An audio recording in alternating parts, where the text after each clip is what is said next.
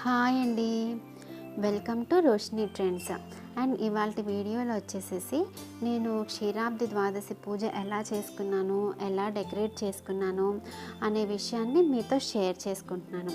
మనకి కార్తీక మాసం అంటేనే ప్రతిరోజు పండగలా ఉంటుంది కదండి. రోజు పూజలు సరిపోతుంది మనకి టైం అంతా. అండ్ దానికోసం బ్యాక్గ్రౌండ్ అయితే నేను ఇలా డెకరేట్ చేసుకున్నాను. అండ్ ఇప్పుడు వచ్చేసేసి తులసి కోట పెట్టుకోవడానికి ముగ్గు వేసుకుంటున్నాను.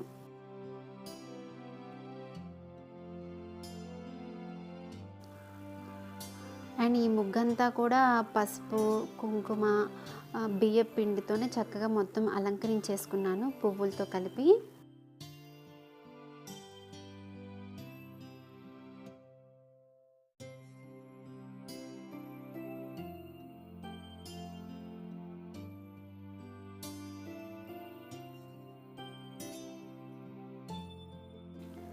తులసి కోట కోసం ముగ్గు అయితే రెడీ అయిపోయింది. అండ్ నెక్స్ట్ వచ్చేసి ఉసిరి దీపాలు, పిండి దీపాలు రెడీ చేసుకుంటున్నాను.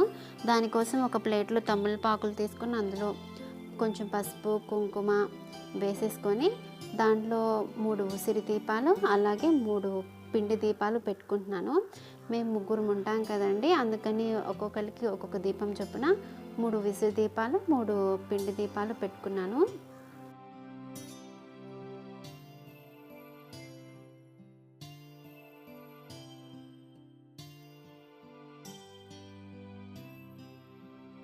అండ్ ఇప్పుడు వచ్చేసి నేను గణపతి పూజతో పూజ అనేది స్టార్ట్ చేసుకుంటున్నాను. ఒక్కొక్కళ్ళు ఒక్కో పద్ధతిలో చేసుకుంటారు కదండి పూజ అనేది. నేను నా పద్ధతిలో నాకు తెలిసినంత వరకు నేను చేసుకుంటున్నాను. ఇందులో ఏమన్నా తప్పులు కానీ లోటుపాట్లు కానీ ఉంటే మన్నించండి. అండ్ గణపతి పూజ అయితే అయిపోయిన తర్వాత మేము ముగ్గురం ఉసిరి దీపాలు, పిండి దీపాలు కూడా వెలిగించేసుకుందాం.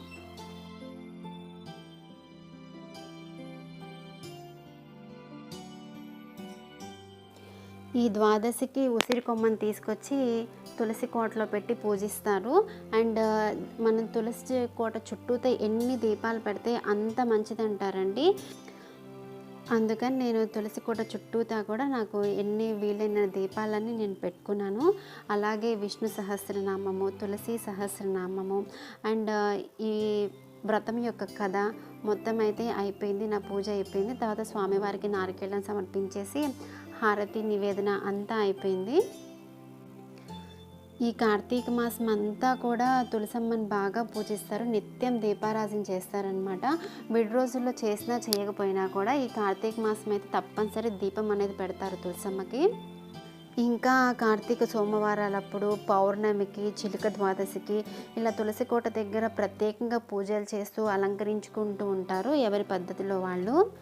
ఈ కార్తీక మాసం అంతా కూడా దీపాలు అనేవి ప్రత్యేకంగా పెడతారు.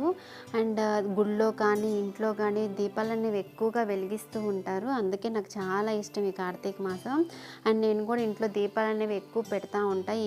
ఈ కార్తీక మాసం అంతా కూడా ఇంట్లో మనం దీపాలు పెడుతున్నప్పుడు ఏంటంటే మనకు తెలియకుండా నాకు పాజిటివ్ ఎనర్జీ లాగా అనిపిస్తుంది.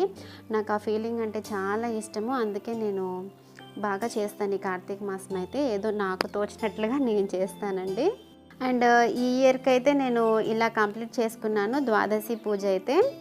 ఇందులో ఏమన్నా తప్పులుంటే మన్నించండి. అండ్ సజెషన్స్ ఏమైనా ఇవ్వాలనుకుంటే కమెంట్ చేయండి. ఈ వీడియో కనుక మీకు నచ్చినట్లయితే లైక్ చేయండి. ఫస్ట్ టైం ఛానల్ ఏమైనా చూస్తుంటే మాత్రం సబ్స్క్రైబ్ చేయడం మర్చిపోవద్దు. And thank you for watching my video. Bye.